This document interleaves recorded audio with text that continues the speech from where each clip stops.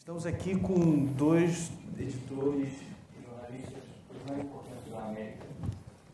Eu vou começar apresentando o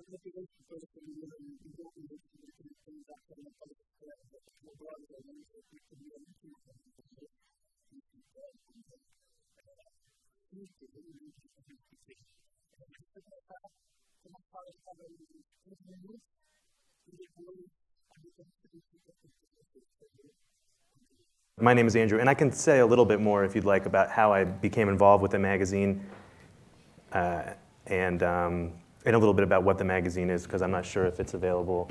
I think it's not really widely distributed. But so it's called The Believer, and it's monthly, and it is a literary magazine. So we have essays and interviews.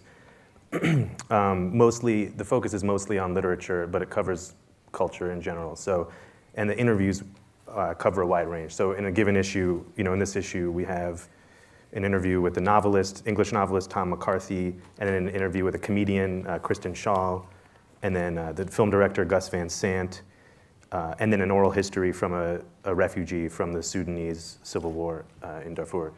And then, articles about poetry and how the history of surfing and the history of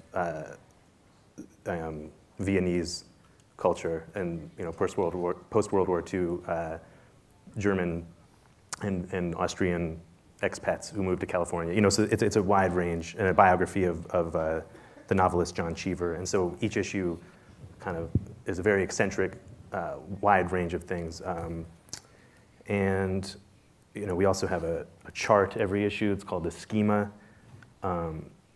And so, yeah, that's basically what it is. And I think it is similar to Etiqueta Negra, and in terms of just, and then I guess the subject of tonight's panel, in terms of a journalism, where we don't publish fiction. We publish poetry, which is a little bit of an exception, but it's all nonfiction, but it's not the kind of journalism that you see in the daily newspapers. And I think, the fact that it's monthly is important in terms of, you can't talk about daily politics because it'll be irrelevant by the time it gets there. But even beyond that, in the design, the way that it looks, we try to make it a beautiful object as well. And this, I think, adds to the sense that it's something that's not going to be thrown, you don't wrap your bird cage in it. when you're done reading it.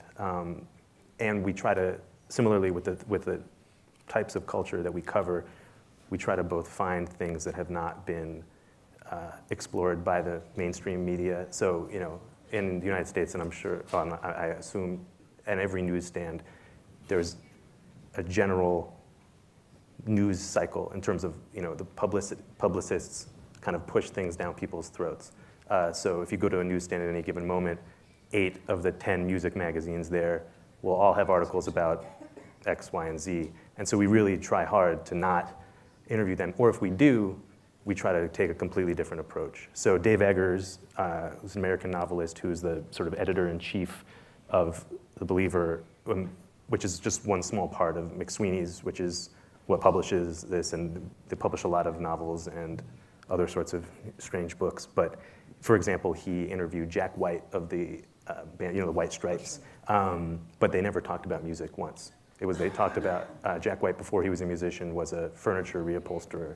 And so if you didn't know who Jack White was as a musician, you wouldn't have any sense. But so, you know, things like, I mean, that's an okay example. But that's sort of one of the main projects of the magazine, is to sort of find underappreciated books. And so we'll have both interviews with new novelists, but then also an article about an 18th century novelist. And part of the focus is both a sort of pop culture or an accessible approach to high culture things, you know, and then similarly a sort of a more, not academic, but a more intellectual approach to pop culture things. And we try to mix those. And I mean, and please stop me if I should stop. Otherwise, I'm just going to keep going. Okay. Another thing that we try to focus on is length, and that's another thing that distinguishes us, I think, from a lot of the other magazines in the United States, especially.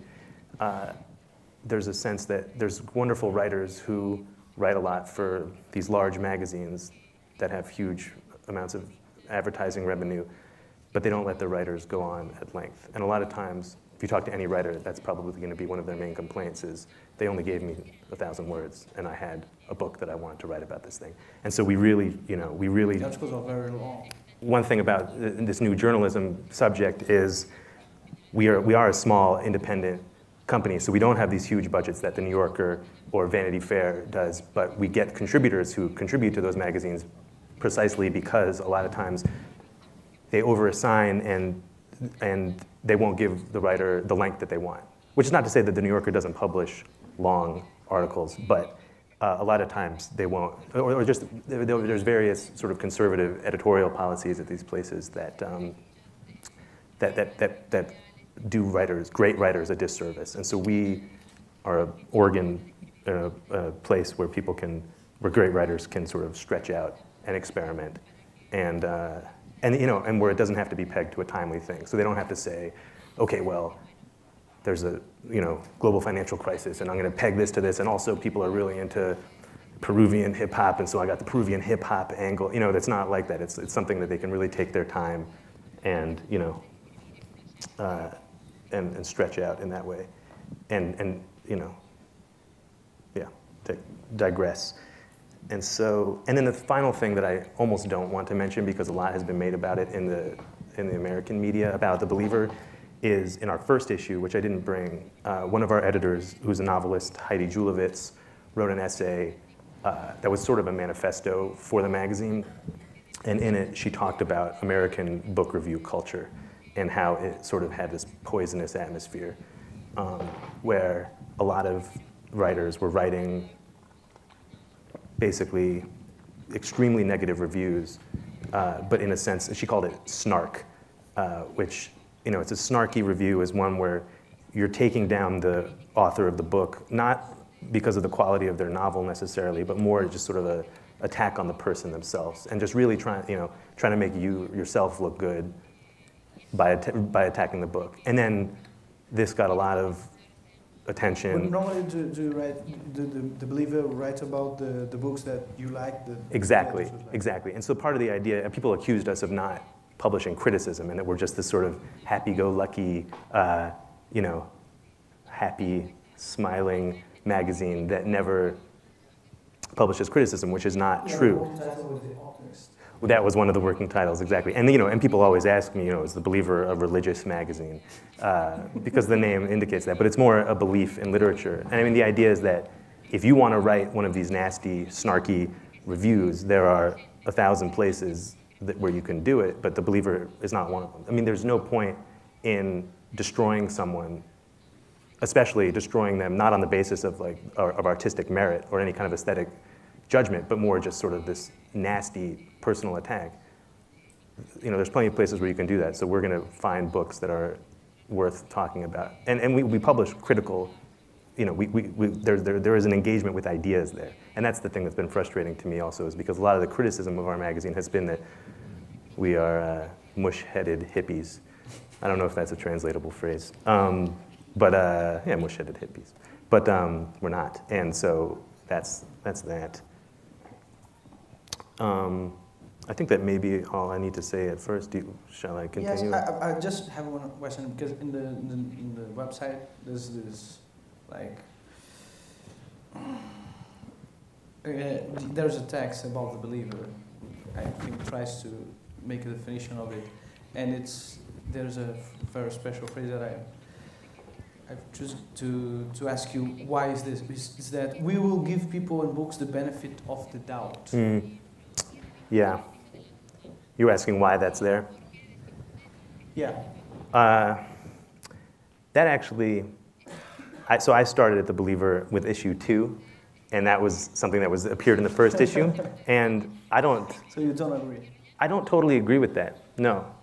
I mean, I should probably be able to defend it, because it is something that is published in the magazine that I have devoted my life to, but I don't... I mean, I think that what that means is giving it the benefit of the doubt in the sense that I was talking about before, and not, because I think a lot of the atmosphere in the book review culture in the United States is critical, not in a positive way, not constructive criticism. It's a criticism where it's like, who are you to be publishing a novel? You're going down. And so giving it the benefit of the doubt means basically, hey, you've written a book. Let's read it and judge it on its own terms as literature, and then take it from there. And I think that it basically was a reaction to a lot of people not being given the benefit of the doubt and saying, you know, how dare you intrude on my tiny elite club of, you know, masters of literature. And so I think that's what it's referring to. But again, I think that phrase was problematic because it can be interpreted as everybody should get along and, you know, not think about literature and not discuss it or not be critical about it, which is not the goal. What you want to do is the opposite. Yes. Ahora, señor Villanueva Shang. Buenas noches. Creo que esto me hace recordar una frase de un escritor mexicano que se llama Juan Villoro, que decía que una de las cosas más difíciles que a uno le preguntan es cómo describes la calle donde vives, ¿no? Si a ti te preguntan, describe la calle donde vives, uno no sabe muy bien qué decir a pesar de haber vivido años ahí. Pues yo creo que es lo mismo que nos pasa a Andrew Leland y a mí en este momento. Es complicado resumir además en un cuarto de hora qué cosa es lo que hemos hecho en 5, 6 o 7 años, ¿no?, de nuestras vidas. Pero intentaré hacerlo mostrando algo que a mí personalmente me gusta y que creo que es lo más útil, que es mostrando un poco las historias y los textos y ensayos y artículos y crónicas y perfiles que se hacen en etiqueta negra, ¿no? Empezaré entonces mostrando, por ejemplo,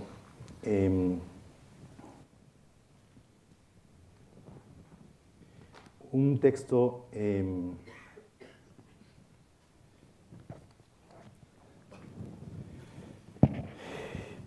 hay un escritor boliviano que se llama Edmundo Pasoldán, y conversando él me dijo que cómo había conocido a su esposa. Me dijo que estaba con una novia y que en un gimnasio, que es un lugar típico para ligar y conquistar y seducir, había visto de pronto a una mujer que era muy hermosa para él. se inventó una excusa para que su novia, con la que estaba un año, se fuera y lo dejara a él haciendo más ejercicio. Y mientras su novia se iba, él estaba pensando cómo hago para acercarme a esa persona que estaba en una bicicleta estacionaria. Bueno, esa mujer a la que se acercó luego de haber engañado a su novia, con la que había estado un año, terminó siendo su esposa.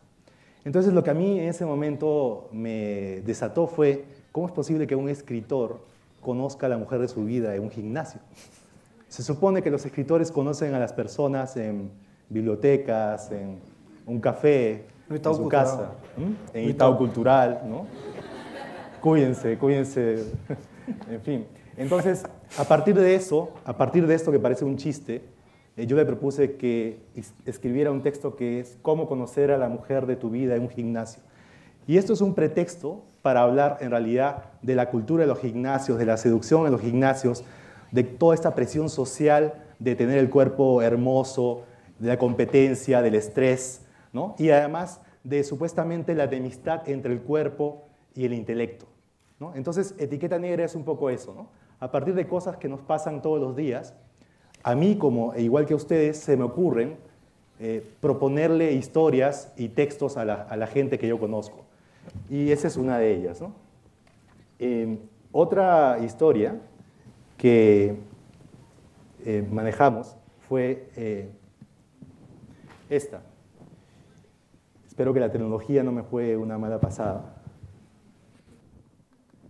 Fue que en el año 2005, si no me equivoco, la Miss Mundo fue peruana. Nosotros solamente habíamos tenido una Miss Universo en los años 50 y luego, pues, en el 2005, creo, Maju Mantilla fue Miss Mundo. Entonces se nos ocurrió que todo el mundo veía y como que provocó un orgullo nacional en un país que tiene problemas de autoestima histórica. Y decidimos que uno de nuestros editores le hiciera un reportaje. Como no podíamos ir a Inglaterra, donde estaba la sede de Miss Mundo, decidimos ir a la ciudad donde ella había nacido. Lo curioso es que antes de que ella viajase al concurso que fue en China, su padre fue la única persona que la acompañó al aeropuerto porque nadie creía en ella. Y bueno, terminó ganando el Miss Mundo. Y como Daniel Tittinger, que es el autor de la historia, fue a Trujillo, una ciudad al norte de Lima, y se dio cuenta de que el solo hecho de ser elegida Miss Mundo hace que tu vida se convierta a partir de eso en una novela. Porque este concurso, si ustedes no lo saben, se gana por votos por internet también, y no solamente del jurado. Entonces hubo 3.000 millones de personas votando, y ella le ganó a todas, ¿no?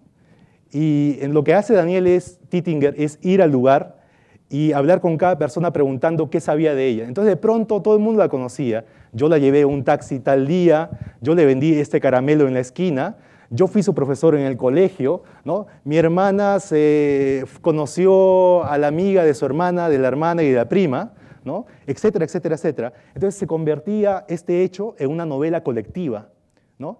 Entonces se contó la historia. Ojo, tengan cuidado, esto no es un chiste. Aquí suena como un chiste, pero esto es mucho trabajo de reportería, mucho trabajo de pensar que cada línea es una decisión ética, porque puedes dañar la vida de alguien y puedes también crear un falso ídolo, ¿no? Y un proceso de edición que en la revista es algo normal, pero que a nivel de América Latina, no sé si es el caso de Brasil, porque Brasil para mí es un gigante misterioso. En 7 años de la revista nunca pude conseguir que un brasileño escribiera en la revista. El único que dijo sí era un reportero de deportes de Folha de Sao Paulo, cuyo nombre no me acuerdo, y si me acordaría tampoco se los diría, que me dijo, con todos los requisitos que le pedí, de pronto me dijo, yo creo que no voy a estar a la altura de poder hacer un texto que tú me pides, y se despidió y se fue. Bueno, entonces, esta es otra historia de cultura popular, ¿no?, que manejamos en la revista.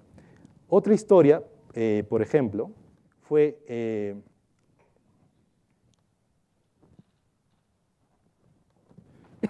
un día yo fui a almorzar a la casa de un periodista peruano que es el biógrafo de Vladimiro Montesinos, que era el asesor de inteligencia del presidente Fujimori ¿no? Llamado Dictador, que ahora está en juicio público en el Perú por la televisión.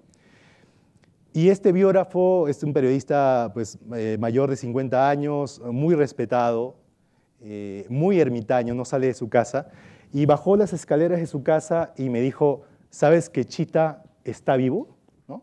Y Chita es el mono de Tarzán, el que ven ahí, ¿no? Está inscrito en el libro de récords de Guinness como el chimpancé más viejo del mundo, ¿no? Entonces yo, por bromear, le dije, ¿y quieres ir a verlo a Los Ángeles? En realidad la revista no tenía dinero para pagarle un pasaje, ni hotel, ni el auto de alquiler. Y sin embargo dijo sí, y cuando dijo sí, pues empezó a excitarme, porque yo creo que un editor se excita con las cosas que propone y le responden. Y bueno, conseguimos un pasaje de intercambio, porque la revista además no pagaba a sus autores durante 5 años, lo cual hacía que la gente escribiera para Etiqueta Negra, no por dinero, sino porque quería estar allí, porque sabía que los encargos se convertían en una experiencia y que era muy difícil encontrar una revista en la que hubiera un proceso de edición donde la única cosa que te pedían no era quiero tal artículo, fotos, 1000 palabras y para tal día me lo entregas, ¿no? Que es el proceso normal y natural que vive un diario, una revista de fin de semana e incluso una revista mensual en algunos casos. Bueno, el texto en realidad no es la noticia de que un chimpancé, el chimpancé histórico de Tarzán, el mono más famoso de la historia del cine, el mono de nuestra infancia, estaba vivo. Obviamente eso tiene que ver con el título, sino la historia era cómo su dueño actual, cómo lucraba, explotaba el que estuviera vivo y cobraba por todo maltratando al mono, ¿no? Entonces, eso fue un pretexto. No, yo no soy defensor de la Sociedad Protectora de Animales, por si acaso. Hicimos toda una historia sobre el culto a los animales a partir del pretexto de eso. Entonces, en Etiqueta Negra, generalmente una historia son 2 historias. La historia obvia, que es un mono, el mono de Tarzán, llamado Chita, ¿no? Que además no era macho, sino era hembra, ¿no? Está vivo, ¿no? Tiene 60 y tantos años, sino es la historia de la codicia de un hombre que quiere revender la nostalgia por el mono de nuestra infancia, ¿no? Y de algún modo en eso se va convirtiendo. Es un proceso muy intuitivo. Yo no sé al principio como editor, ni el autor no sabe de qué se trata la historia. Obviamente encontramos una cosa que el dueño había mentido, que no era el chimpancé más viejo del mundo, porque históricamente habían dos monos que hacían de Chita, y se murió el más viejo, y este mono asumió la longevidad del otro, y en realidad era un embustero también, ¿no? Y por ejemplo, esa es una historia que salió de ir a tomar café con una chica en Chile, en Santiago. Lo que me sorprendió era un café tradicional de la ciudad de Santiago, y en un momento ella sacó su agenda y apuntó café con Chan 3 de la tarde. Y yo le dije, pero ¿por qué apuntas si estamos tomando café? Si la agenda es para apuntar lo que va a suceder, no lo que está sucediendo. Y ella me dijo, es que tengo miedo de olvidarme de las cosas. Mi madre, mi abuela, sufrió de Alzheimer y para mí fue un shock vivir su enfermedad. Y desde hace 13 años yo tengo agendas donde apunto todas las cosas que hago durante el día.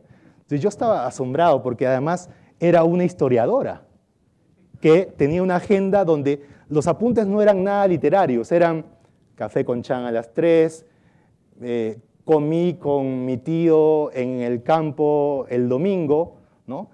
Fui al cine con Robert, ¿no? Y había 13 agendas de ella. Entonces yo le dije, no, esto tenemos que contarlo. ¿Estás dispuesta a contarlo? Ahora, la pregunta es, para mí siempre lo que vale la pena para contar en cuanto a historia personal es cuando escribir una historia en primera persona no deja de ser periodismo. Esa para mí es la pregunta clave sobre este falso problema para algunos académicos y profesores, que a mí no me importa mucho, sobre por qué usar el yo y por qué no usar el yo, si el yo es protagonista, es periodístico o no. Esos son líos de profesores, no de la gente. La gente lee lo que está bien escrito y lo que es extraordinario, lo que tiene que ver con tu vida, o lo que te muestran, a pesar de estar en tus narices, lo que te muestran y no te has dado cuenta que estaba allí, ¿no? Entonces, esa es otra historia. Está hecha, muestra las fotos de sus agendas, ¿no? Yo edité esa historia cuando yo estaba en Nueva York y ella estaba en Viena, en Austria, ¿no? Y fue una edición muy placentera, además, para los dos. Este es un tema que les concierne a ustedes, ¿no? ¿Qué tienen las brasileñas que no tenga yo? ¿No? Y dice, hace unos años, una encuesta de la Universidad de Harvard dijo que las mujeres de Brasil se sentían muy feas. Creo que se equivocaron o la encuesta tuvo un problema ahí.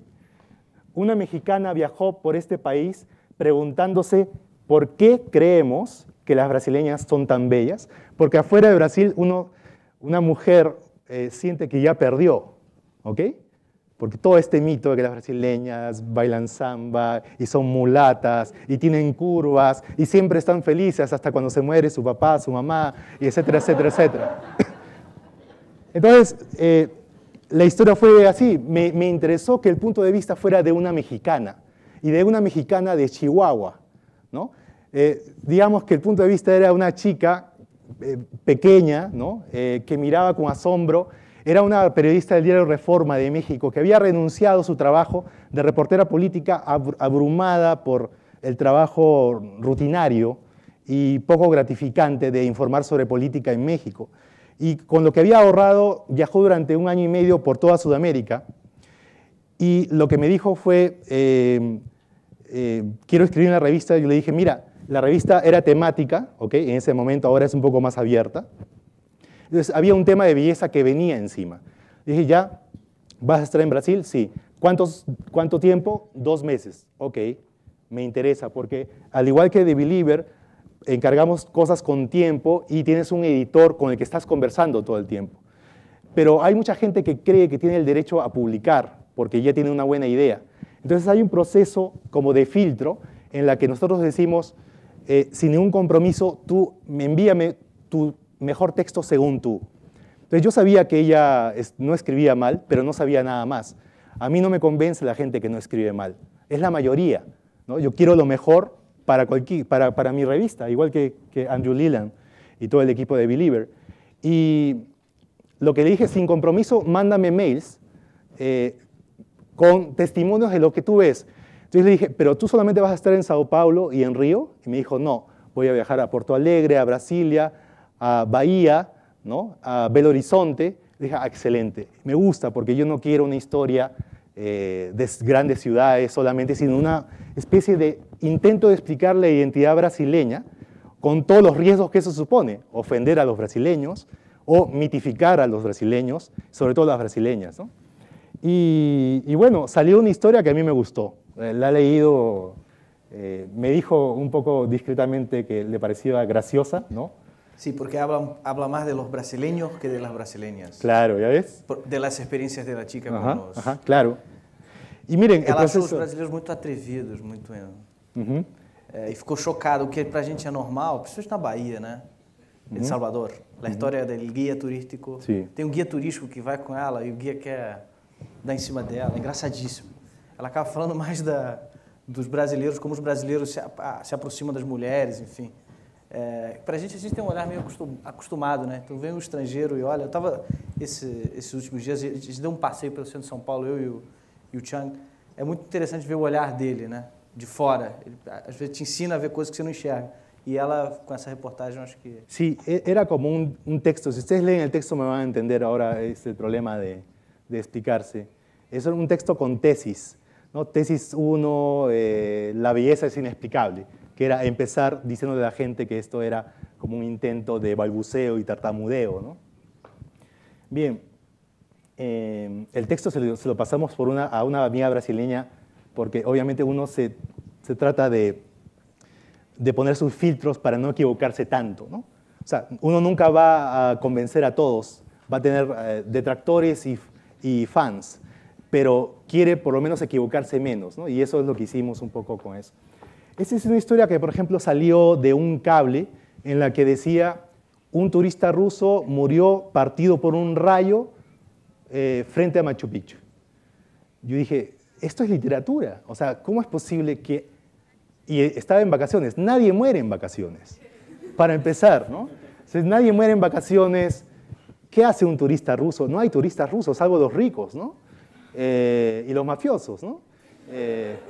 ¿Y cuántos mueren partidos por un rayo? ¿Cuántos tienen ese privilegio de ser partidos por un rayo? Todo eso en una frase, en una nota de prensa aburrida de France Press, si no me equivoco. Entonces mandamos a un reportero, a Sergio Vilela, a hablar con los testigos, con la policía, fue al cuarto del hotel, habló con los empleados del hotel que lo atendieron, y no encontraba ningún dato del nombre de este señor que se llamaba Dennis Pankin. Durante una semana y media no había noticias, la familia no reclamaba el cadáver, y se iba a quedar pudriéndose en la morgue, ahí, en la morgue de Lima. Hasta que Sergio Vilela, el autor de la historia, se dio cuenta de que tenía que escribir en cirílico, en ruso. Entonces entró a Google, escribió su nombre en ruso y empezó a salir información. Nos dimos cuenta que era periodista, que ya tenía un grupo de amigos que estaban preguntando por él. Conseguimos obviamente a una rusa que tradujera por internet sentado junto al reportero, ¿no? Y descubrimos varias cosas, ¿no? Pudimos reconstruir cómo sucedió. En principio, miren cómo mienten las agencias que supuestamente tienen el prestigio del objetivo, ¿no? El hombre no murió partido por un rayo. Cayó un rayo muy cerca y por la onda expansiva salió volando y al caer se golpeó la cabeza, ¿no? Pero ¿cuál es el efecto de esta noticia que creyeron los rusos y la policía que informó a su familia rusa? Que cuando el cadáver llegó en un cajón, ¿no? Nunca quisieron abrirlo, porque creían que estaba quemado y no querían verlo quemado. O sea, a partir de esto, dense cuenta que toda esta historia, este periodismo, es como si descubriera grandes pequeñeces que son las cosas que nos importan a todos, que hacen nuestra vida. Es decir, la revista parte de un hecho, ¿no? No solo las historias extraordinarias son historias de corrupción, de miseria, ¿no? De narcotráfico y de política, ¿no? O de espectáculos. Quiero decir que estas también son historias y terminan siendo historias extraordinarias. Es un pretexto para saber cómo afecta, ¿no? Un periodismo que te crea una idea y además qué hace una familia de un muerto por un accidente de la naturaleza, ¿no? Para resolver ese problema desde tan lejos, ¿no? Desde Rusia hasta Cusco, ¿no? En un número que se llamaba, se llamaba primero Fiesta Porno, ¿no? Y nosotros queríamos tocar un tema que aparentemente pues, es banal, es grosero, pero queríamos darle cierta dignidad dentro de lo posible. Quiere decir que no sé si ustedes se acuerdan de Ilona Staller, que fue diputada del Congreso de Italia y era actriz porno, ¿no? Probablemente los más jóvenes no se acuerden. Ella fue como un fenómeno mundial, italiano y mundial, porque se postuló desnudándose, enseñando las tetas cuando salía por la calle en un desfile y bueno, consiguió ser diputada, hizo escándalos y empezó un fenómeno de contagio, ¿no? Porque en Perú también hubo una vedette que se presentó y ganó con el número 13 inmenso en la nalga derecha y ganó, ¿no? No sé si en Brasil ha habido así, pero bueno, en fin. En Estados Unidos llegan solamente a Sarah Palin, ¿no? Y nada más, ¿no? Entonces, lo que yo quería era averiguar la siguiente pregunta. ¿Cómo envejece una actriz porno? Quiero decir, ella fue como una gloria del pasado, ¿no? Y pues todos envejecemos de distinta manera. Quiero decir, un atleta envejece de una manera, una ex Miss Mundo envejece de otra manera, ¿no? Una actriz porno envejece de otra manera. Yo quiero saber si ella, o sea, los tres tienen como su cuerpo como instrumento de trabajo y de mercancía en algunos casos. Entonces, a partir de esta historia, que fue una entrevista, quise un poco tratar de responder a esa pregunta, ¿no? Y aquí lo que quiero enseñarles un ratito, abusando un poco del tiempo, es un poco el proceso de editing que hacemos en la revista. Con algunos autores se hace por chat. A mí el Messenger me gusta mucho, a los otros editores de la revista no les gusta nada, había como polémicas con ellos. Y ese es un día en que él me dice que la Giselina no lo va a recibir, sino solamente le acepta una entrevista por teléfono. ¿Ok? Entonces, el autor, que era un administrador de empresas que quería escribir en la revista, y que como cualquier persona se acerca y te da un texto que ha escrito sobre música africana, y el texto estaba correctamente escrito, ¿no? Era un texto más o menos profundo, etcétera, etcétera. Pero, entonces él me da la noticia de que la Giselina no la recibe a través de la secretaria, y yo le contesto esto, ¿no? Le insististe, y eso que le expliqué que quería pasar con ella al menos un día, ¿no? Que es un poco lo que un autor intenta, es meterse más en la vida, acompañar a alguien en su día a día, ¿no?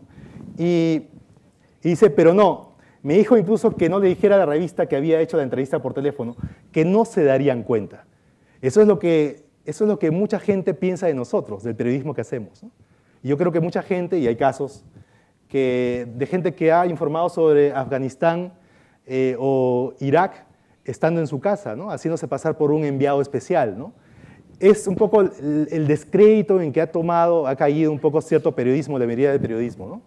Y eso se refleja en esta imagen, ¿no? Entonces yo lo que le dije fue, habrá que aceptarlo, pero habrá que sacarle partido, tipo hotline, exponiéndote a que te cuelguen y haciendo toda una teoría sobre hablar por teléfono con una porno actress.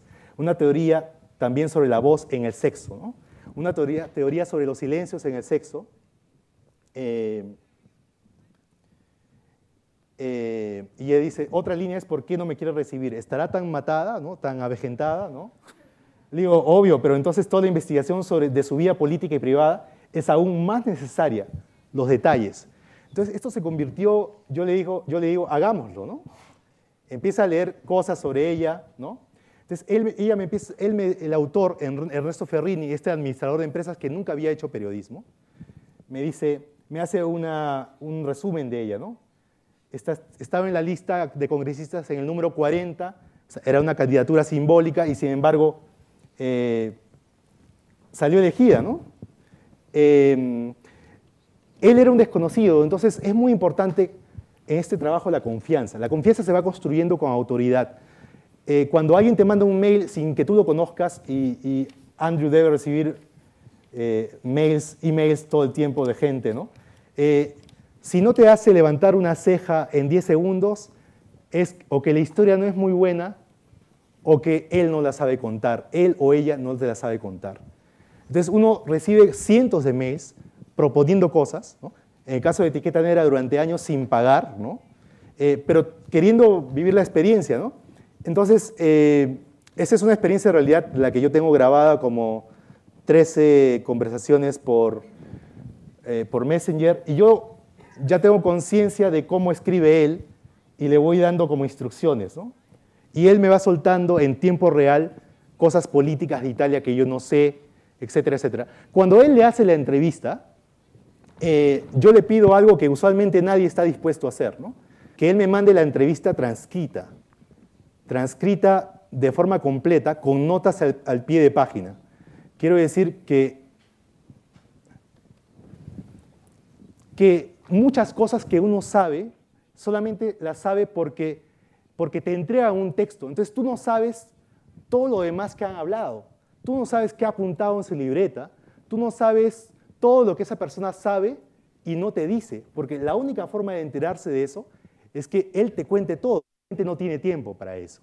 Además, a veces no sabe explicarse o tiene un proceso muy extraño de selección en la cabeza, en la que para él no son importantes cosas que después revisas en su libreta y te das cuenta por qué no pusiste eso, ¿no? Porque nunca te enteraste, no pudiste decirle nada. Entonces yo le digo, transcríbeme toda la conversación por teléfono que la tenía grabada, ¿no? Y ponme notas al pie de página, ¿no? Que me digan todo lo que yo no sé de ella y el contexto en que ella te responde eso, ¿no? Entonces, por ejemplo, él le dice, usted declaró una vez que en sus películas pornográficas solo tuvo 50 parejas sexuales. Son números pequeños para su enorme fama de estrella del porno. ¿Cómo explica entonces su celebridad habiendo hecho tan pocas películas en comparación con otras actrices porno? Y ella le contesta, ¿no? Quiero decir, a ver, otra cosa es el trato al personaje. Es tú no puedes tratarla como una actriz porno, tienes que tratarla como una señora. Tú no puedes ningunear ni tratarla con el prejuicio, así lo tengas, ¿no? Entonces, ese es un trabajo mucho que usualmente no se dan en talleres y que la gente no sabe cómo hacerlo. Y funciona con algunas personas y con otras no, ¿no? Y quiero enseñarles las notas al pie, ¿no? Entonces, por ejemplo, hay una nota 1 y ella me dice, Ferrini me dice, la entrevista del 2002 es un cara a cara del programa de TV La Lene, Las Llenas. La pantalla se divide en dos. De un lado aparece Ilona Staller, de 50 años, y del otro la cuarentona Jessica Rizzo, y bla, bla, bla, bla. Miren el tamaño de las notas. Entonces, estos son 19 páginas de entrevista, con notas al pie. Es un trabajo arduo. Yo nunca publico en la revista entrevistas pregunta-respuesta. Y además tampoco nos gusta la entrevista como una forma de obtener información, pero nos gusta contar una historia más allá y en el contexto, ¿no? Entonces solamente quería mostrarles un pouco eso e seguir com a cooperação. Gracias. Eu queria voltar um pouco ao tema da mesa, que é o novo jornalismo. Recapitulando um pouco, eu acho que, enfim, novo jornalismo é aquilo que é o gênero de reportagem que em algum momento dos anos 60 e 70 se consolidou como a reportagem usando técnica literária, usando os recursos literários. Você tem vários escritores, o Tom Wolfe, o Norman Mailer, enfim, vou falar um monte de nome, Gabriel Garcia Marques, que fizeram isso, começaram com isso. Só que, até o Cassiano lembrou, o jornalista Robert Boynton escreveu um livro chamado The New Journalism. Eu queria perguntar ao Andrew qual é a diferença, ou se ele reconhece alguma diferença entre o New Journalism e o New. O que significa esse new? E se a Believer, onde ela se encaixa nisso? I think that they are very, I think just as a preamble, I think it's problematic when any movement has the word new in it, because it's like the word postmodernism or anything, because it just is frozen in time. And I think that the phrase new journalism, as you suggest, is kind of frozen in the 60s and the 50s with that movement that was coming out, magazines like Esquire, publishing writers like Tom Wolfe and Gay Talese and Hunter Thompson and all those guys. And so when you say new journalism, it feels a little bit, maybe a little meaningless to me, in the same way that when somebody says postmodernism, you're like, what's post about post, But at the same time, I think that you can point to a group of writers who are directly influenced by those guys and ladies, Joan Didion, and being one of the ladies, but a new generation of people. And I definitely think that The Believer can be included in that. If I had to say specifically what distinguishes the new journalism from new journalism beyond time, just that it's more new, I would say, I think that when I think about nonfiction writing that has a close relationship to the novel or a close relationship to fiction in the last 20 years or so, I definitely think of David Foster Wallace being one of the chief figures because his nonfiction. And so I think that through him, maybe one answer to that question is a confrontation or an engagement with complexity.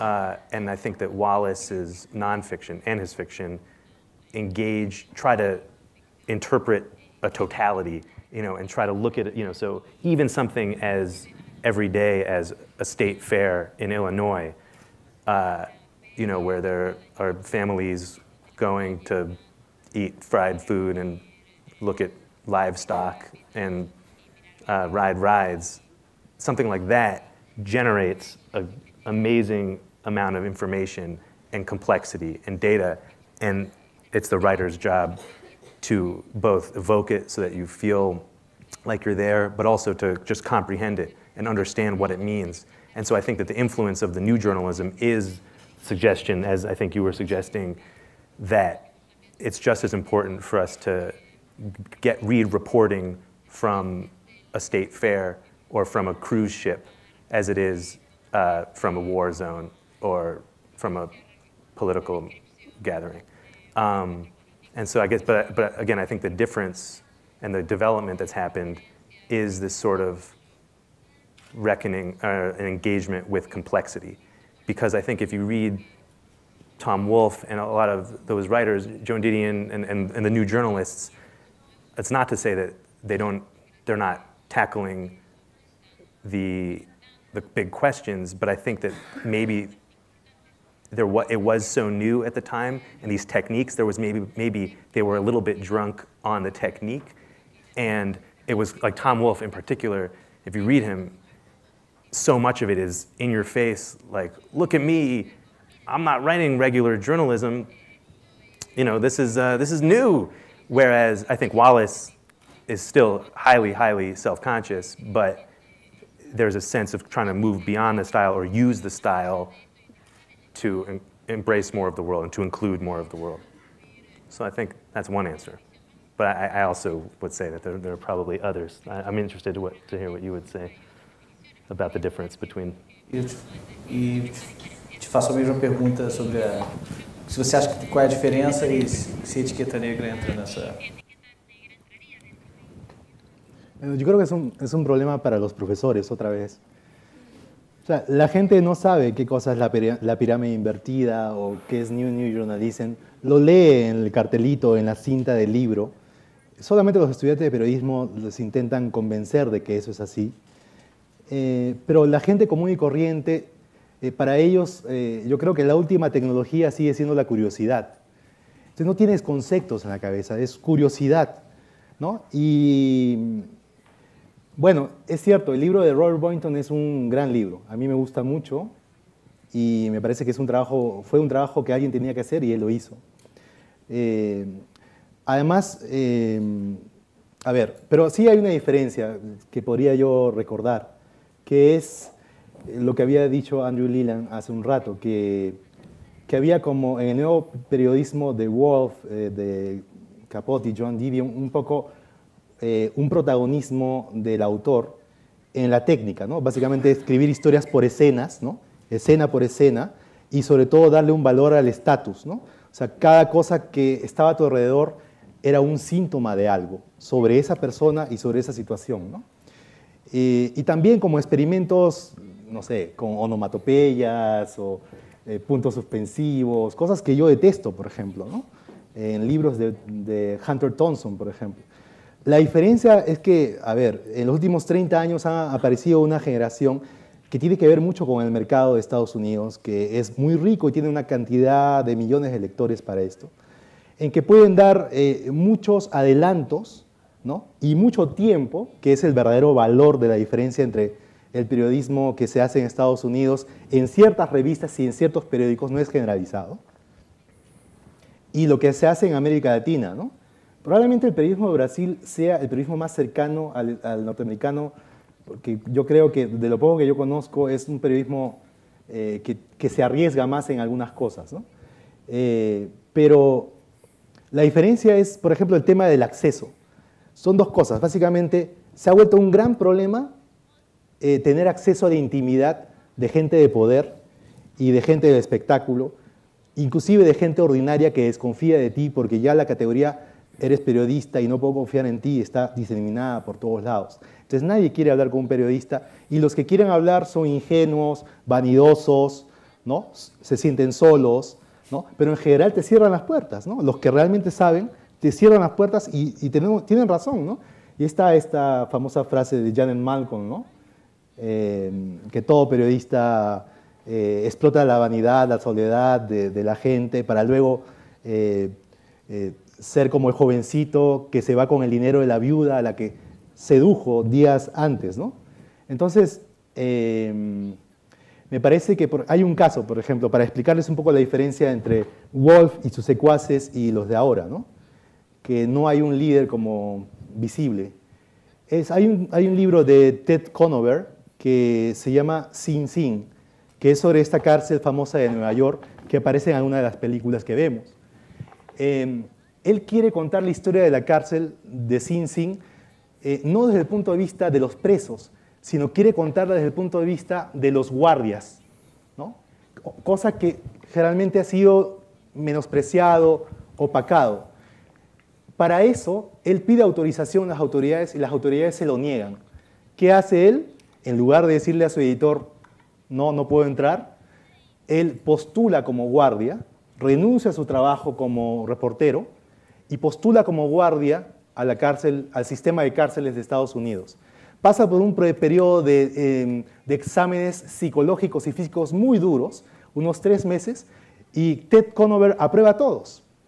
Y cuando ingresa, lo destacan a Sing Sing, ¿no? Y él, aquí hay un asunto ético, ¿no? que está en debate, ¿no? Él ya no trabaja durante esos 10, 11 meses que está en la cárcel como guardia. Cuando regresa a su casa, no se pone a escribir su libro ni para otra revista ni otro periódico. O sea, él es un guardia, ¿no? Él es un guardia de verdad, ¿no? Vive como guardia. Tanto que un día, por ejemplo, uno de los guardias con el que se había hecho amigo, lo invita a almorzar a su casa y él tiene un dilema ético, ¿no? Dice, si yo acepto, voy a traspasar la línea, ¿no? Porque sería jugoso, delicioso, saber cómo un guardia que puede ser violento y autoritario y duro y crearse un personaje dentro de la cárcel, ¿no? En su casa con su mujer y sus hijos es adorable, cariñoso, ¿no? Y yo puedo hacer esa contraparte. Pero él decide no aceptar el almuerzo porque cree que ahí ya le está mintiendo a alguien, ¿no? Entonces lo único que hace es, todos los guardias tienen una libreta y el que toma más apuntes en la libreta es él, ¿no? Los demás casi no apuntan nada en sus libretas de guardias, ¿no?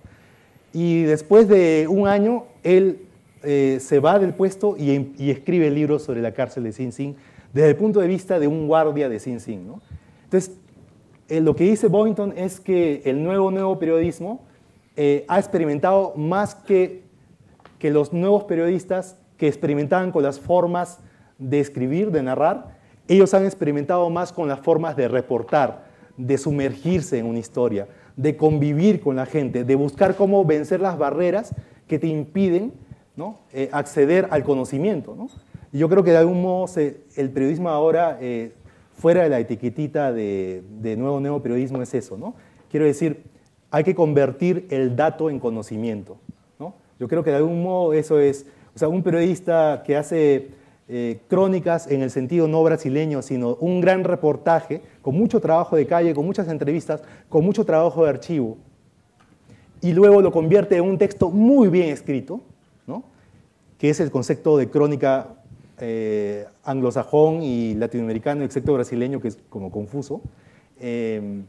Yo creo que si un periodista puede explicar los fenómenos a través de una historia, eso se vuelve un trabajo muy arduo, que necesita un editor, mucho tiempo dedicado al trabajo. Hay en el libro de Robert Boynton una chica que se llama Adrienne Nicole LeBlanc, que para explicar la vida en el sur del Bronx, una historia de drogas, de amor, de cómo crecen los jóvenes, se pasa 10 años reportando, ¿no? Y nosotros, ¿qué? Nos han enseñado que la urgencia es lo periodístico, ¿no? Que el resumen es lo periodístico, ¿no? Y obviamente no podemos explicar qué cosa está pasando, ¿no? Porque no lo entendemos, porque el presente es totalmente elusivo y evasivo para nosotros, ¿no? Queria só abrir parênteses. Ele falou da crônica, que é difícil, ele falou que é complicado para a gente entender, porque, enfim, crônica em espanhol é reportagem. E eles não têm nada parecido, pelo menos eu acho isso, com a crônica brasileira, que é para nós um gênero literário. Então eu estava tentando explicar isso ao Júlio, e eu falei que eu escrevo crônica de jornal já há um tempo, e eu, às vezes, nas minhas crônicas, eu minto, mas assim, minto feio. E ele disse que se eu estivesse nos Estados Unidos, eu poderia ser preso, ou no mínimo demitido. Mas essa leveza da nossa crônica subjetiva, às vezes lírica, confessional, numa primeira pessoa muito mais radical do que numa reportagem de um jornal, eles não conseguem entender. Então a gente fica, crônica não é crônica e tal, enfim, crônica para nós é outra coisa, crônica para eles é reportagem. E a coisa mais parecida que eu acho que eles têm com a crônica é a coluna de jornal, o artigo de jornal, mas que não é a mesma coisa. Eu queria perguntar para os dois, o Andrew falou da The Believer, das excentricidades da revista. Você já vê ela não tem foto, a capa são sempre desenhos, normalmente tem esse padrão a capa, né? Tem o nome dos entrevistados, enfim. E aqui atrás tem o sumário. Mas tem umas coisinhas editoriais. Eu queria perguntar para os dois quais são as excentricidades, as peculiaridades, as manias de cada uma dessas revistas. O que eles enxergam uma coisa assim, não, só a The Believer, só a Etiqueta Negra faz isso. E por que faz? Às vezes também não tem porquê. Você faz a revista daquele jeito, com aquela coisa, porque, enfim, eu queria perguntar para os dois. One thing I wanted to say first about what you were saying in terms of you going to jail if you published your Crónicas in the United States. It's interesting to me. I mean, I think it's an important issue in terms of talking about the new journalism because, the definition is basically, as I understand it, journalism that then takes techniques of fiction, but doesn't go so far as to invent things. And The Believer, we have a lot of freedom, and that's the great thing about The Believer, and that's, as I was talking about before, where writers can experiment, both formally, in terms of structurally, or even some, visually experimenting things, but still, fundamentally, we don't publish fiction, and we have fact checkers who, a writer will file their piece, and then we go by line and look up the spelling of every word, and then if it says, Joao broke a plate at the restaurant, we call the restaurant and say, did he break a plate? And if they said no, then we say, what are you trying to do? And we actually had a... Yeah, but here the term Crónica is used for, maybe sometimes it's fiction. Oh. It's the fiction placed in the newspaper. Well, it's very rare, I think, but it's a Brazilian kind of stuff. But so when you begin reading one, you don't know what you're going to get. And it's describing people, and maybe you recognize some of the names, and you think that, okay, so this is true, but then... Normally I make fiction about myself. Okay. It's safer. So it probably has some truth to it, yeah. But not all. Well, I mean, we had, to give you an example of the kind of situations this puts us in, we had a writer who wrote a piece, and then we started fact-checking it, and actually we got it from another magazine that had killed it because of the same issue that we ran into that we thought we could deal with. Basically, he wrote the piece, he sent it to us, we started checking it, and then we said, oh, there's a problem here because you say that this event happened on Tuesday, it actually happened on Monday, so we're going to change it. And he said, no, I'm an artist. I changed it for artistic reasons, and so you can't change it. And then we said, no, we have a contract with our readers, because unlike with the Crónicas, when readers read The Believer, they have the assumption that it's true, and we owe it to them to make good on that. And so we ended up not publishing the piece either. And there's another example, I think when you're talking about eccentricities, this is a good example. There's a wonderful playwright named Will Eno. We've been wanting, we publish Q&A format interviews like those in every issue, where it's just the Q&A format. But we want to do a self-interview, and I thought that a playwright would be a good candidate for a self-interview. But then the format that he used, he invented a character named Patricia Mulgras, who, so basically, there's a brief introduction, and he says, I went to Patricia Mulgras' house, and she was this old woman covered in rags, didn't say a word, and I sat down, and we had the following conversation. And then he basically says, hi, and then it says, Patricia Mulgras, nothing, silence. And he said, are you going to ask me any questions? Silence. And it goes the whole way like that, and it's brilliant. And then eventually he says, okay, well, I guess I'll start talking about myself. And then he uses it, and it's a wonderful self-interview, but then there was this problem where she was fictional, and we don't publish fiction, and we can't. And so we came up with a solution and a compromise, which was, every issue has the contributors page. And so on the contributors page, it said, Patricia Mulgras does not exist. And that, for me, that answered it. That was enough. But that's probably an example where we kind of were pushing the limits. But as interested as I am in innovation and experimentalism and in pushing these boundaries, I still think that we can't push them to the point where you are willfully fooling a reader. And I feel strongly about that. And there's been, in the United States, there's huge scandals where someone, both on the journalistic side and on the other, I don't know if you heard about James Fry, who published a memoir that was presented as yeah, exactly. These are the things that happen, and then he made up some of them, and then was tarred and feathered, basically. Exactly. So, I mean, that's the sort of climate that we have to work in. But then we still manage, I think, to do a lot of good work in terms of but I mean, the other thing is that because we have all this freedom, I always have this sense that I want to do weird things because we can, but then the minute you start doing strange things just because you can, it's a gimmick and it's awful. So there always has to be a reason for doing something. And I think that when it comes down to it, this is maybe a little bit of a relativist argument, but ultimately I don't see too much of a difference between new journalism and new journalism, and even necessarily, things that people were writing in the 18th century, in terms of what you're trying to do is, express, a story and a point of view and make an argument. And I think that, so everything else is sort of, exactly. But yeah, I mean, I could talk a little more about design. I mean, because design is very important to the magazine as well, as you said. And I think it's, I mean, on the one hand, it is superficial. If you have a brilliant essay, it shouldn't matter if it's in 10-point type with an ugly font.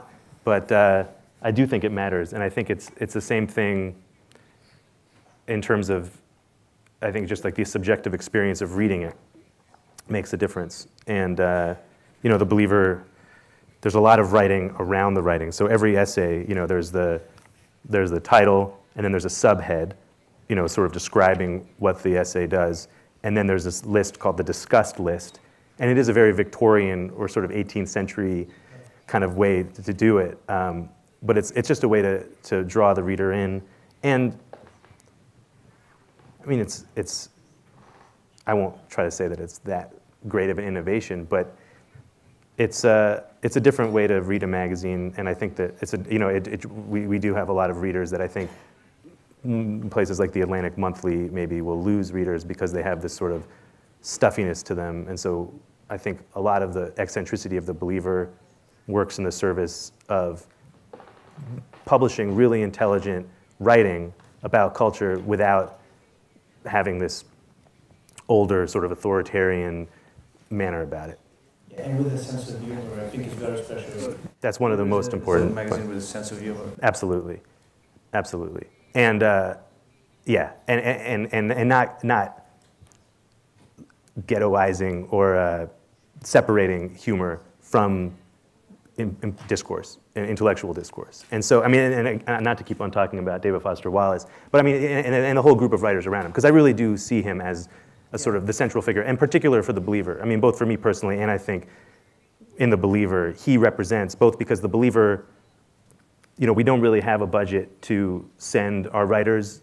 If we could, we would send all these writers around the world to do the sort of things that he does for Harper's. And we get some, but that's sort of my goal for The Believer in the future, in the coming years, is to do more journalism and more reporting in this style and to send people places. But Wallace and Rick Moody and Ben Marcus and a lot of these writers that we publish manage to write things that are hysterically funny while at the same time they write things that are very, very demanding intellectually and very, very well argued and very, very, they push boundaries, but never to sacrifice the reader's enjoyment. And at root, it's just very funny, pleasurable to read stuff. And that I think is what McSweeney is, everything that we publish, that's sort of at its root, is that it's experimental and, we're trying to innovate, but at the same time, never at the expense of the reader's pleasure. And so I think that summarizes our goal. Thank you. Yeah. Chan. Bueno, yo creo que todas las revistas y diarios tienen sus manías y de algún modo Yo no creo que ningún proyecto que quiera ser distinto a otros pueda ser democrático. Quiero decir que necesariamente urge una especie de dictador amable que sepa qué cosa es lo que quiere y qué cosa es lo que no quiere. Lo mejor que le puede pasar a un autor es encontrarse con un editor que sabe lo que quiere o que se va enterando, ¿no? Inclusive se va enterando de lo que el autor quiere y no sabe muy bien explicar. Porque una de las cosas que hace el editor es aprender a escuchar qué cosa es lo que quiere y va encontrando en su complejidad el autor, ¿no? Y todo conspira para que no escuchemos a los autores, ¿no? Todo está hecho como para programarse, entregarse tal día, y el periodismo en su mayoría se ha vuelto un fraude intelectual. Es un fraude intelectual, ¿no? O sea, creo que uno necesita estudiar en la universidad, yo no lo hice, periodismo para hacer lo que se hace en nuestros generalmente pobres, pero más o menos bien diseñados periódicos o revistas, ¿no? Entonces, yo creo que uno tiene que ir encontrando esa voz, ¿no? Y quiero decir, no solamente en las revistas, sino en una compañía de teatro, en una tienda, un restaurante, ¿no? Quiero decir que eso es necesario. Entonces, estas manías son las que hacen que la revista de uno, o el periódico de uno, o la obra de teatro, o la danza de uno, sea más notoria, a veces notable, que otras. En la revista, nosotros, igual que de Believer, y debo decir que de Believer es probablemente una de mis 3 revistas favoritas, ¿no? Estamos hablando con Andrew, para mí ha sido un encuentro muy feliz porque tengo casi toda la colección completa, ¿no? Excepto los últimos números que nos hemos peleado. Yo y bueno, Casiano le dije que tome el número de una vez antes de que se acabe. Y nosotros optamos, como, no sé, por poner colores muy chillones que sirvieran como para que si uno se pone la revista debajo del brazo, le sirviera para no ser atropellado en la noche por un auto, ¿no? Por ejemplo. Quiero decir, cuando tú imaginas una revista, tú imaginas cómo se lee y dónde se lee la revista. Entonces, ¿dónde lo lees? Lo lees en la cama, en el metro, en la biblioteca, pero sobre todo en el baño, ¿no? Por ejemplo, ¿no? Entonces, en el retrete, ¿no? Y bueno, ¿y dónde la vendes? La vendes en el kiosco. Y los kioscos en Lima, a diferencia de los de Sao Paulo que he visto, por lo menos hasta ahora, son como 35 publicaciones que se pelean porque le hagas caso, porque te des cuenta que están allí. Entonces todos generalmente tienen como fotos impresionantes o no impresionantes, ¿no? Y como que se nota de lejos esto, en color amarillo, la que tienes ahí, por ejemplo, esa que está ahí, ¿no? De lejos se nota la revista. Entonces tienes que pensar en esas cosas. Después hay una serie de mínimo catálogo de instrucciones que no es una orden, sino son como decirle a la persona, estás escribiendo para etiqueta negra, quiero que te des cuenta que estás escribiendo para etiqueta negra. Quiero decir, en lo posible, por ejemplo, en la revista no publicamos textos que empiezan con entrecomillados, ni que terminan párrafos con entrecomillados, por ejemplo, ¿no? Ponemos los números en palabras, no en numerales, no en cifras, ¿no? Cuando ponemos números, queremos equivalencias, ¿no? Por ejemplo, si quieres hablar un texto sobre Zidane, bueno, en la época que Zidane todavía jugaba, y dices, vale, no sé, 250 millones de euros, yo quiero que pongas que una estación en Marte, o espacial en Marte, un satélite, equivale a 3 Zidanes. ¿Ya? Y digamos que la idea es un poco buscar equivalencias y ir acostumbrando a los autores, ¿no? Y por ejemplo también es, con los que lo permiten, tener reuniones 2 veces por semana por teléfono o un café o por el Messenger, ¿no? Para preguntar, por ejemplo, con un autor colombiano en un número dedicado al dinero, queríamos saber cuánto costaba matar a un hombre en Medellín, en Colombia. Y la respuesta, ¿no? Era $300, ¿no? A partir de esa respuesta, buscamos a un reportero que tuviera años de intimidad y convivencia con las fuentes, que es lo más difícil de encontrar. Por ejemplo, la revista no puede ser más política porque generalmente los reporteros de política no saben escribir muy bien y no quieren publicar en tu revistita, ¿no? Y eso es un poco el prejuicio, y es muy difícil encontrar a alguien con el que compartir esa experiencia. Entonces, lo que hacemos, con él decía, por ejemplo, cada día un día sí, un día no, a las 10 de la noche quiero ver un mail en mi buzón, y tú vas a tener un mail con mi respuesta al día siguiente a las 10 de la mañana. Y lo hicimos durante 2 semanas y media, ¿no? Y bueno, lo otro es advertirles a los autores siempre si van a poder tolerar un editing intrusivo, ¿no? En América Latina generalmente hay la costumbre de que el autor es intocable y que todo el mundo cree que tiene voz para escribir.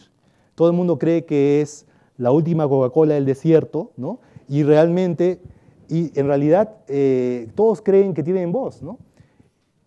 Hay un problema ahí, por ejemplo, que tú tienes que ir, al principio uno es torpe, ¿eh? En la revista hemos cometido muchos errores.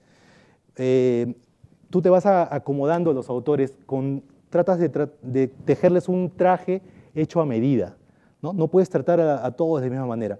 A Vargas Llosa no lo tratamos igual que a un profesor de filosofía neoconfucianista que había vivido 7 años en Shanghái, ¿no? Y que no sabía escribir, solamente ensayos, ¿no? Y trabajos académicos, ¿no? Pero en ambos casos, a Vargas Llosa y a este profesor de filosofía neoconfucianista, que nunca había escrito un texto de crónica o testimonio en su vida, le dijimos que queríamos que fuera lo mejor que dieran, que una de las cosas de la revista es, en una apariencia de frivolidad, ¿no? Convertir esa anécdota en conocimiento, ¿no? O sea, producir ese conocimiento, y en ese sentido, en lugar del verbo denunciar, nos gustaba usar el verbo desengañar, ¿no? Y en ese sentido, para nosotros era igual de válida, y esto es un paréntesis que quería agregar, otra diferencia con el nuevo periodismo de Woolf, con el que se está haciendo ahora, por lo menos en Estados Unidos, es que los temas de ahora no necesariamente son temas de poder o muy influyentes. Por ejemplo, bueno, en los últimos 30 años, John McPhee, que es un gran periodista ya de cierta edad de Estados Unidos, escribe un libro que se llama Oranges, que es un libro sobre las naranjas, ¿no?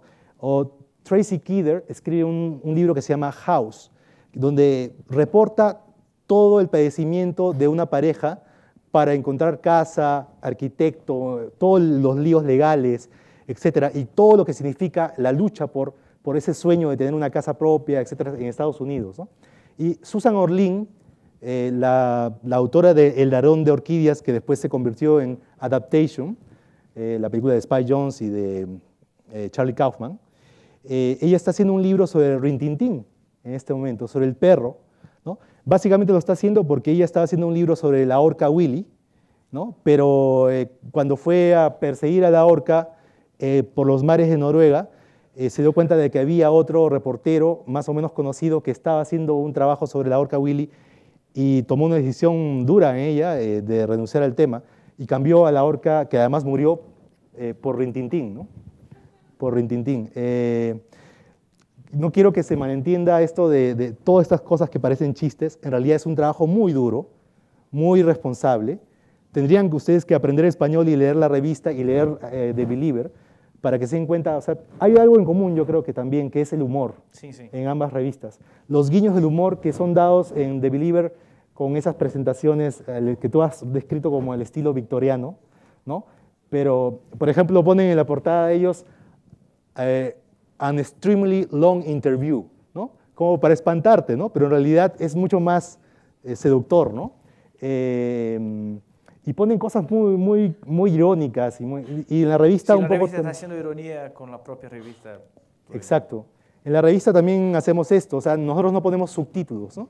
Toda esta onda de, por ejemplo, poner un subtítulo porque creen que ves una sábana de palabras y nadie va a leer.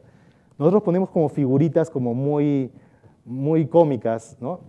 Porque no queremos con el subtítulo influenciar, digamos, crear un prejuicio sobre de qué va a leer, ¿no? Nosotros confiamos en la fuerza misma del texto para que la gente siga leyendo, ¿no? Obviamente nosotros no podemos controlar eso, ¿no? Lo lee quien quiere y quien no quiere no lo lee. el lector es un infiel y es un enigma, ¿no? Tem aqui tá na Believer, eu adoro isso. É um texto do Haruki Murakami sobre jazz. Então tem o título e embaixo tem a carinha do Murakami e a carinha de uma cantora, que deve ser a Billie Holiday, com mais, né? Murakami mais Billie Holiday. A revista é cheia dessas coisas. Eu tenho duas perguntas aqui que eu queria fazer antes de fechar, porque não dá mais tempo. Uma é para os dois, que é o seguinte: em ambas as publicações há espaço, a Nemísia Silvestre pergunta, há espaço para o jornalismo em quadrinhos? Ela faz referência ao jornalista quadrinista Joe Sacco, que escreveu e desenhou coberturas de guerra. Essa é uma vertente do novo jornalismo, o jornalismo em quadrinhos? Ela pergunta. Absolutely. We haven't published Joe Sacco, whose work is incredible, but we've published one or two pieces like that, and I definitely would like to do more. And we've also published interviews with Marjane Satrapi and of course Charles Burns, who does not do journalism, but he is one of the greatest living graphic novelists. He's the guy who illustrates the cover every month and does these portraits. And absolutely, I think actually, I think that's an important thing to mention, is that, and I think that should fall under the category of new journalism, is work like Joe Sacco is doing. Because, well, I don't think, should I justify why I think it's relevant? I mean, I think it's widely accepted as journalism. I mean, there's no difference really fundamentally.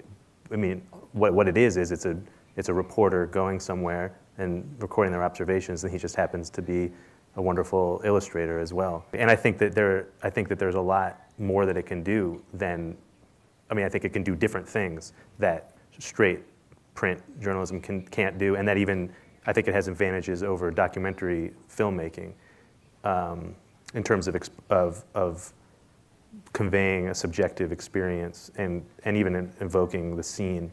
And it's an amazing way to read a narrative. Comics, I think, is one of the most efficient and effective narrative devices, forms that exists. You know, even if a 6-year-old picks up a Joe Sacco book, God forbid, I mean, it might be bad for them, but I think they still would get a strong sense of what's going on in Palestine, for example, from reading that. So absolutely, and I think that that's something that I would love to do more of, and I think it would be great to have a magazine devoted just to that, and every month and you could do everything. You could have book reviews, interviews. I've seen some great graphic interviews done, and I've long wanted to do that. We haven't done it yet, but I'd like someday to interview a cartoonist or a novelist or a graphic novelist, and maybe have them, you know, my questions in text, and then he can respond with himself. Maybe, but yeah, it would be great to see a whole magazine of just everything that you see in a regular magazine. So there'd be columns, reviews, interviews, but all of it graphic. I think that there's no reason why that shouldn't happen. Nosotros tampoco hemos podido publicar a Joe Sacco. A mí me pasó algo muy raro. Yo estuve en un congreso de Narrative Journalism en Boston, en Harvard, y Joe Sacco era uno de los speakers, y yo no pude ir a su conferencia. Estaba preparando la mía. Ese es el problema, ¿no? Entonces no tienes tiempo y vas viajando y en el avión no acabas y sigues preparando la tuya. Y en la noche, el último día, siempre hacen una especie de barbecue para los invitados. Y en un momento yo me salí a fumar un cigarro, hacía mucho frío en Boston en ese momento, y sale un hombre con una chica, habla un momento con el organizador y conmigo, da la mano y se va. Y yo le pregunto al organizador, el organizador me dice, es un buen chico ese. Y le digo, ¿quién es? Es Joe Sacco, ¿no? Yo, como no lo podía reconocer, pues estaba ahí y me dio la mano y se fue en un taxi. Y me dan ganas de salir corriendo a decirle, por favor, quiero que escribas en etiqueta negra, pero lo perdí, ¿no? Joe Sacco hace un gran periodismo. Hay una cosa que me gusta mucho en él. En su libro sobre Palestina, él hace algo que no hacen los noticieros, ni los diarios, ni las revistas de fin de semana, a mí me permite por primera vez entender qué cosa padece un palestino frente a un israelí. Porque él toma partido, es una cosa que ustedes deben saber. Sacco hace sobre su libro de Palestina, toma partido a favor de los palestinos. Él va, entrevista, pasa días con ellos, y él se pone dentro como personaje del cómic, ¿no? Y hay una escena, por ejemplo, de una tortura que es alucinante, que es una escena donde prenden a un hombre acusado a lo Kafka de no se sabe qué, ¿no? Y él pone como cuadritos del cómic donde transmite el paso del tiempo, ¿no? Que es otra de las cosas que puede hacer el nuevo periodismo, o el nuevo periodismo, o la crónica, o el periodismo narrativo, como a mí me gusta llamarle, ¿no? Que convierte el dato en conocimiento, a diferencia de los demás géneros de la prensa, movidos por la urgencia y por el resumen, en el blog y en internet o en el periódico impreso, pero también convierte el acontecimiento en experiencia. Entonces tú sientes leyendo a Sacco cómo una persona sufre el paso del tiempo en un cuarto, en una prisión cerrada, ¿no? Y eso no lo puede hacer, por ejemplo, a veces ni los documentales, porque no tienen acceso, ¿no? Y ustedes saben que si no tienes imagen no existe en televisión, ni el periodismo hecho con palabras. Después de Sacco, no, como que hay varios, como les llaman novelistas gráficos, ¿no? Sí. A Sacco no le gusta que le llamen novelista gráfico. Como que es muy difícil, o sea, si uno se pone a editar eso, ¿cómo lo edita, por ejemplo? Para mí sería un reto, ¿no? Y un desafío. Yo también estoy buscando a gente joven que me plantee, pero tienen que ser periodistas, y Sacco era periodista. O sea, primero, antes que dibujar, era periodista. Se tiver alguém Era aqui curioso. na plateia, por favor, no final. Olha, eu estou sofrendo ameaças aqui do Cassiano.